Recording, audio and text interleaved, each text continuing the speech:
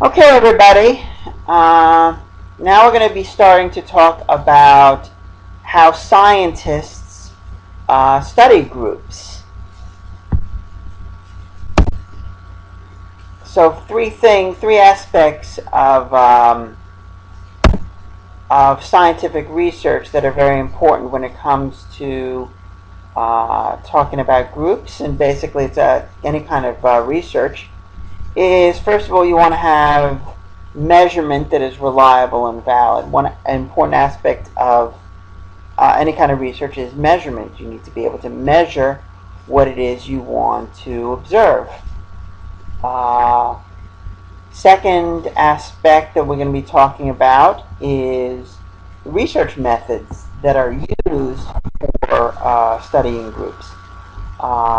So, there are certain kinds of methods of research that are more applicable to studying groups than studying individuals. Studying groups brings certain kinds of complications that you may not have with studying just a group of just individuals. We'll talk about that. Finally, when you're doing, from the scientific perspective, what you want to be able to do is organize your observations, organize your findings with theory. You want your theories to essentially be able to ultimately explain various aspects of group dynamics, and theories are going to guide the kinds of scientific research that the scientists will do. So let's first start talking about measurement. How do group dynamics scientists use measurement in studying group dynamics? Well, one way is through observation. So you can measure what it is you want to measure through observation. You read about in the textbook White's study of these young gang members in living in the inner city, and he became a participant observer in that kind of scenario. He became, in a way, part of the group, and he observed what they did. He talked with them. They knew he was there. He knew they were there, and it was what you would call a participant observation. Anthropologists often act as participant observers. They'll join with a particular group. For example, the anthropology professor at Our Lady Lake College, Dr. James Howe, did a participant observation with a particular group in Trinidad a number of years ago, where he joined with that group and stayed with them and lived with them for an extended period of time and wrote a book about it. But basically, if you are going to observe groups in action, you can do it either overtly or covertly.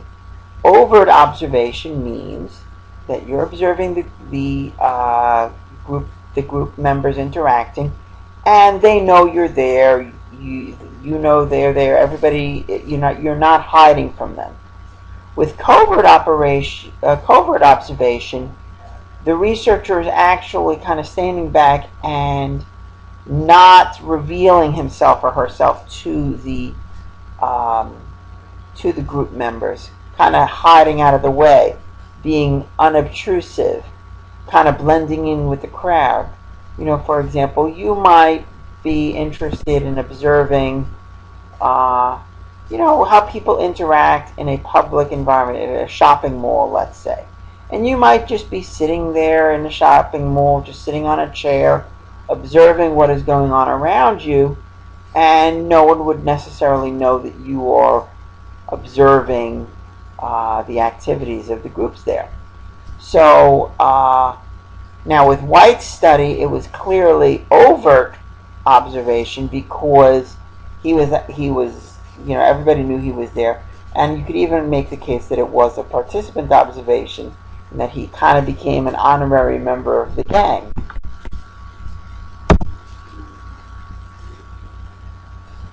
Now, when you have overt observation, you have a risk of what is called the Hawthorne Effect. And the Hawthorne Effect essentially means that when individuals are being watched, and they know they're being watched, they're going to behave differently than when they are doing their normal thing. So you can make the strong case that in White's research,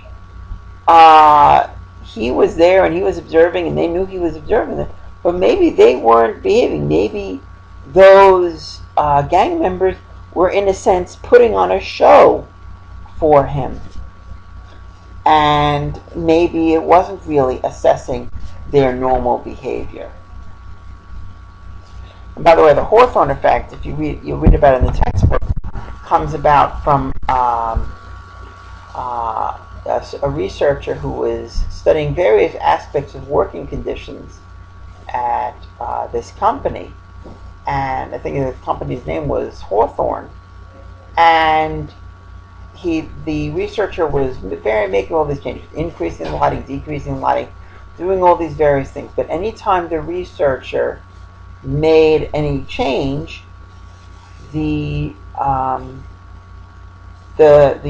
work production increased. So when the light was made dim, the production increased. When the light was made bright, production increased. Well, the reason why the production was increased was not because of the lighting.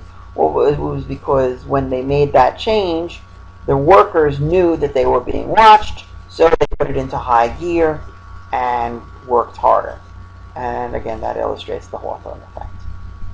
So obviously, that's a risk when you go over for participant observation. Is they're not the subjects are not going to necessarily behave normally.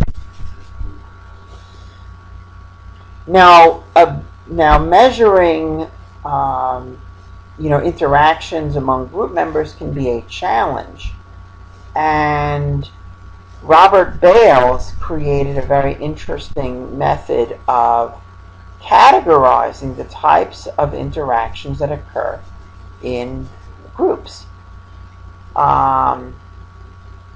Now you can do qualitative observation, where you're just getting a general sense of what is going on in the interactions, maybe doing some in-depth interviews with the group members, and that would be more of a qualitative point of view.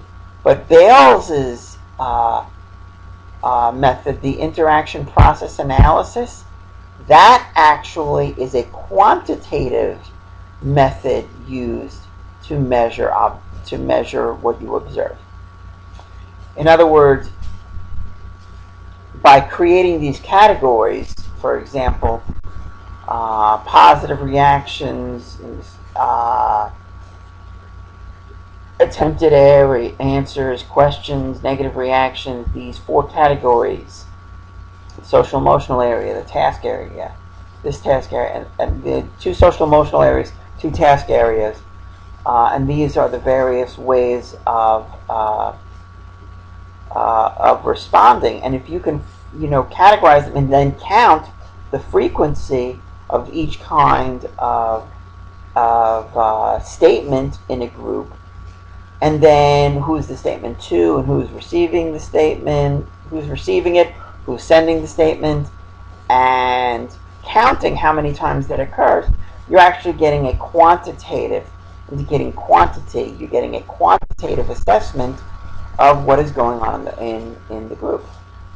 So the interaction process analysis is a very useful way of essentially measuring the types of interactions that are going on in groups. So, for example, what if you find in a particular group that a large proportion of the conversation involves, say, in the negative reactions among social, the emotional, disagreeing, passive rejection, or showing tension, asking for help, withdrawing, showing antagonism. If the majority of the interactions are here, then what you've got is a group that, first of all, isn't getting a lot done, but is also just really in a bad mood and really dysfunctional, really not happy. And you can get that by looking at the categories of responses. Who is saying what to who, and so on.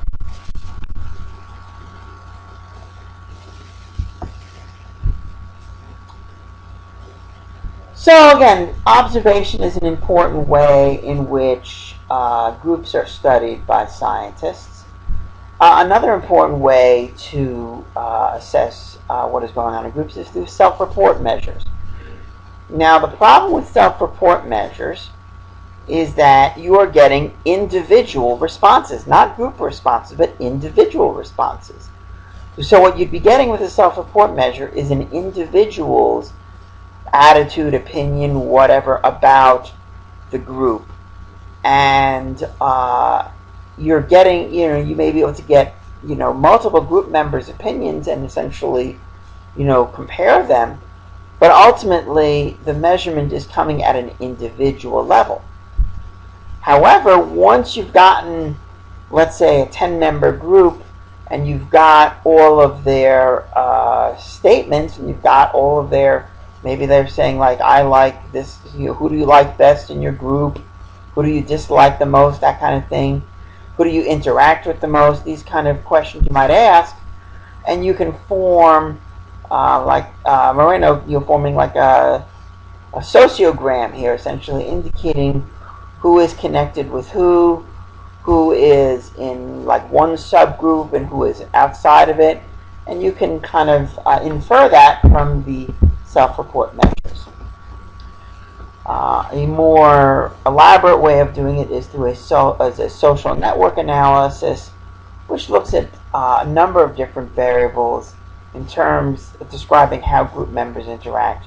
And you can get a picture of perhaps, what cliques, what specific subgroups you might find.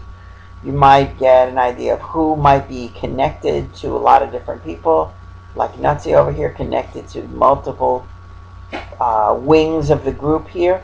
You have Doc, who clearly has some kind of a leadership position, connecting with these 5 individuals here that connect with everybody else. So again, you get to see in a graphical format with a social network analysis kind of who's interacting with who and the nature of their relationships in a number of different ways. So this gives you a little indication of the various ways in which measurement can be conducted in the study of group dynamics.